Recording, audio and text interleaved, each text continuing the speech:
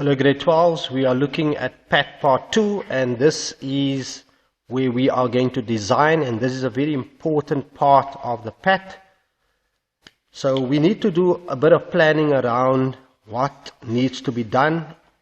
So if we look at the entire building, as we would call it, it may not exceed 280 square meters, and that's very important. It should not exceed 280 square meters, which is a constraint. It must consist of a media center and a library mainly, and those two together should not be smaller than 180 square meters, which leaves us with a difference of 100 square meters. To put that into sort of a frame, I've put this box together, which is a rectangular format, of which the one side is 18 and the other side is 10. So a building consisting of a media center and library with 10 meters on the short side and 18 meters on the long side. And we can do the internals afterwards. We proceed by saying that inside the media center / library, we need to have a storeroom, and that storeroom should be not more than 18 square meters. So 18 square meters can be one of two dimensions.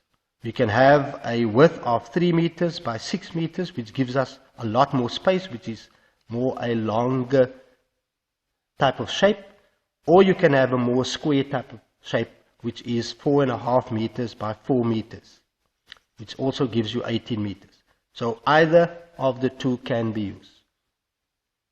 Then of course, you need a glass-walled office inside the media center / library, and this glass-wall office must have access from both the library and the media center. So there must be two doors, one on the one side, one on the other side, that you can actually walk through. And it is completely made of glass. So it's very thin, and it should be 15 meters square.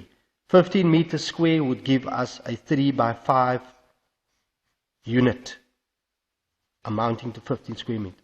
3 by 5. These are all part of the media center library. Then, in addition to that, you will have a kitchen area, and the kitchen should be at least 70 meters square. Besides the kitchen, if you do the calculation, there is 30 square meters left, of which this will be taken up by the bathrooms, male and female.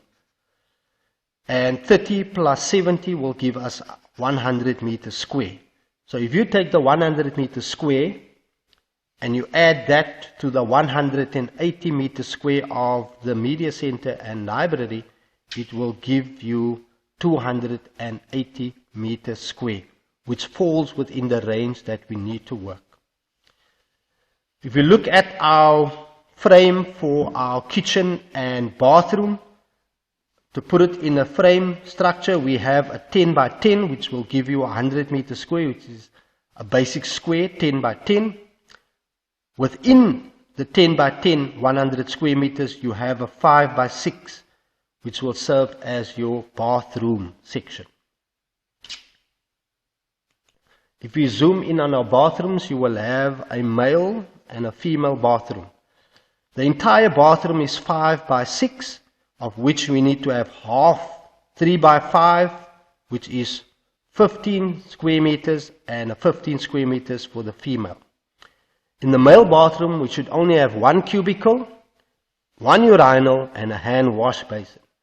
In the female bathroom, we must have 2 cubicles and a wash basin. Keep in mind that the bathroom must be big enough for a person to enter in a wheelchair.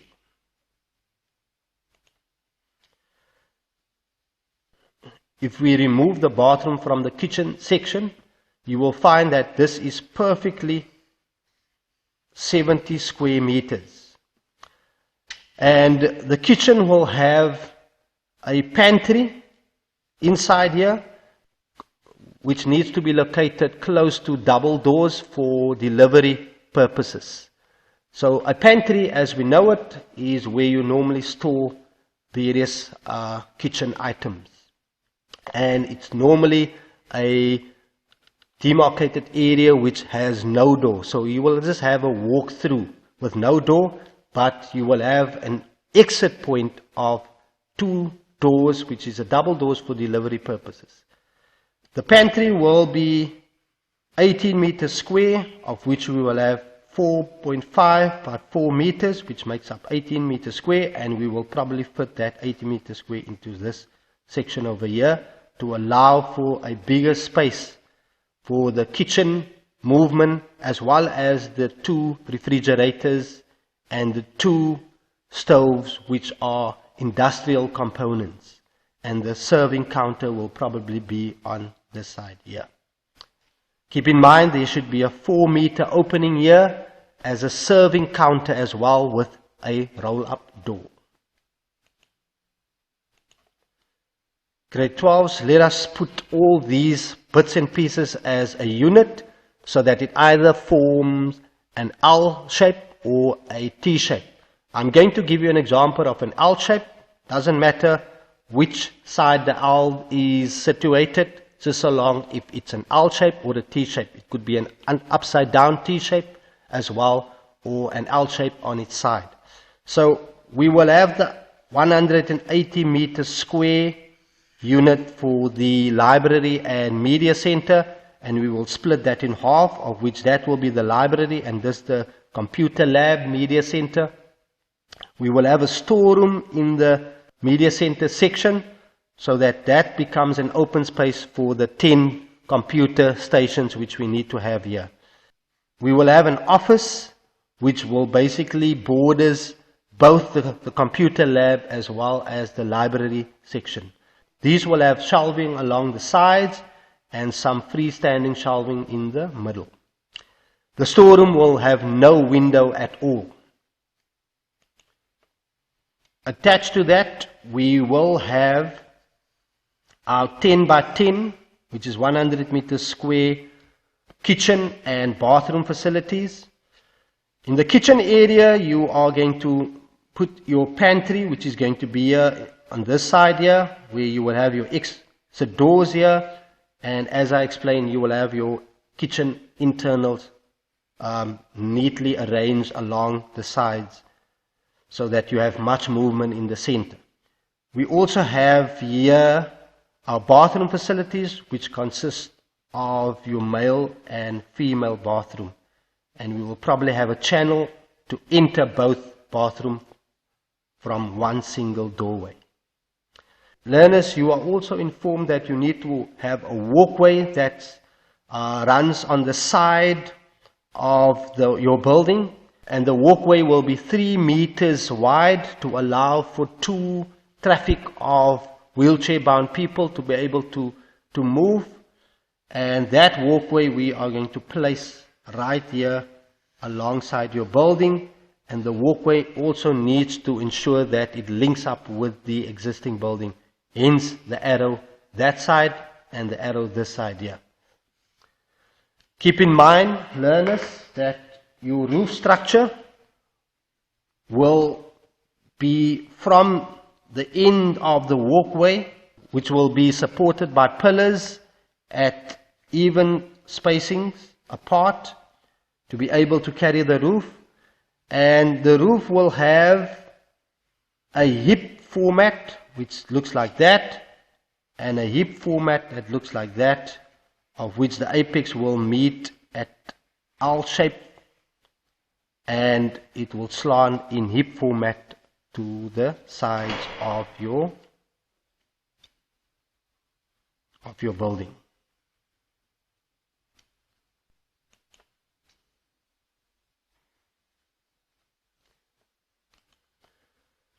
Right, now grade 12s, when you are going to design, you're going to take your grid page like this, fix it onto your drawing pad, and then you will take a blank sheet of paper like this and place it perfectly on top of the grid page so that the lines can actually shine through. What I would suggest you do is that you use your T-squares and your set square to complete your final design, which you are going to come up with, and use a scale of 1:100. So what you're going to do is you're going to draw it formally, perfect with set squares and T-squares, and you will add in all the various components, every detail that needs to be in on your building. And once you have completed that, you will simply take another blank page and put it over your final design, and then you trace. And you trace that freehand, and you copy that into a freehand drawing. Remember, I only want you to do one design, of which you will then copy someone else's design so that it becomes your second design. Here's an example of what you need to do. Watch carefully how I draw the entire design which I've now discussed into a formal drawing. And then from there, use my tracing method to be able to do my first design.